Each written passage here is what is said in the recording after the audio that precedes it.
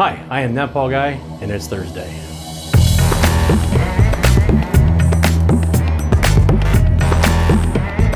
Thursday, November 14th, 2019. I am back on track, but I am not promising this is going to be very long at all. As it turns out, I did not have the flu. I got bit by a small little brown spider, a brown recluse, and it has caused all kinds of havoc. Anyway, most of the way kicked it now, just trying to get the rest of it out of the way. But anyway, it is what it is, and I'm vertical, and I'm very, very thankful for it. So, starting you out with space news like we always do.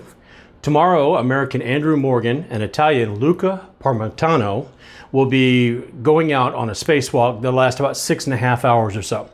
It'll be the first of 4 spacewalks they'll have to do, and it's actually going to be on the antimatter experiment that's on the ISS. This experiment is called the Alpha Magnetic Spectrometer, and it's actually been on the ISS since about 2011. They launched it up there about 2011. It's got 4 superconducting coolers on this unit, and obviously to keep it cool. They operate one at a time. They're supposed to last between 10 and 18 years lifespan, but the first one failed after about 3 years. They didn't see that as so much of a problem because they still had 3 others they could use in sequence until another one failed shortly after that. So then it becomes a problem, and they start having a plan to fix it. So what they're going to do, instead of just a fix, they're going to go ahead and upgrade the entire system. It's going to take 4 different spacewalks, like I said, about 6.5 hours apiece. But now this system should be up and running through at least the end of the lifespan of the space station. Originally, that was planned for 2024. It looks like NASA has extended that to at least 2030 now. So we'll see how that goes. 10 days after Boeing successfully did their abort test, the static abort test on their Orion crew capsule, SpaceX has now done the same thing for the Dragon crew capsule. This was the test that caused them problems back in April, but they have now completely taken care of that and done a successful static test. They've already done several landing tests and parachute tests. The next step for SpaceX will be to look at this data, evaluate it, and go ahead and plan the date on their moving or their in-flight abort test, which should be coming up. Elon Musk had reported or had tweeted out to somebody when they asked about that, time frame about 4 to 6 weeks. So we might see that, I would say maybe sometime. I would look for it maybe around the beginning of the year, but it might be a little bit sooner. Who knows? In tech news, are you tired of sending somebody a text message and not knowing if they got it? Or thinking they got it and they just not replying to you? Or just having no idea at all if they're taking so long to type back that they've lost interest in the conversation? Google has an app for that. The new Google messaging app will actually be an upgrade of their original text messaging app. It's going to have RCS in it, which is Rich Communication Service. This is a thing similar to what Facebook messaging and Apple iOS are already using. So Android's a little bit behind the game, but they've said that their next set of rollouts will begin keeping this RCS technology, or begin having this RCS technology involved in it. And those begin as early as, well, today. Very few people will get that actual rollout today. Most people will see that rollout by the end of the year. In other tech news, I guess you could call it tech news, Disney Plus launched Tuesday. 10 million subscribers one day.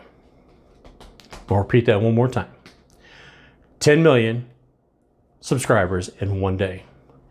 This service even has stuff like the old Marvel cartoons, the X-Men, and 30 years of The Simpsons.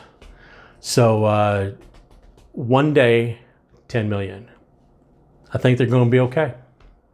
In gaming news, Epic has announced that EA games will once again start showing up on the Steam platform. Valve's Steam platform is the PC store where you can buy a lot of your PC games, but them and Epic have had an issue about publishers' rights and stuff like that, and how much to pay royalty to what, different eye-to-eye things that don't line up. And so at one point, all of the EA games were pulled completely off of Steam, only available through your Epic store. Well, that trend seems to be reversing a little bit, and you might start seeing EA games or some form of Epic games start showing up on Steam, about tomorrow. As it turns out, Star Wars Jedi Fallen Order is available November 15th, and it will be available on Steam as well as Epic Games. Now you will need an EA account, but very soon you'll start seeing more EA games show up. You will also be able to see EA Access, or have access to EA Access through the Steam store.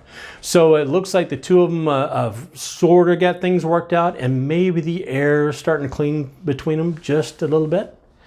No pun intended. Anyway, that's all I got this week, folks. I'm like I said, it's short and sweet, and I'm sorry.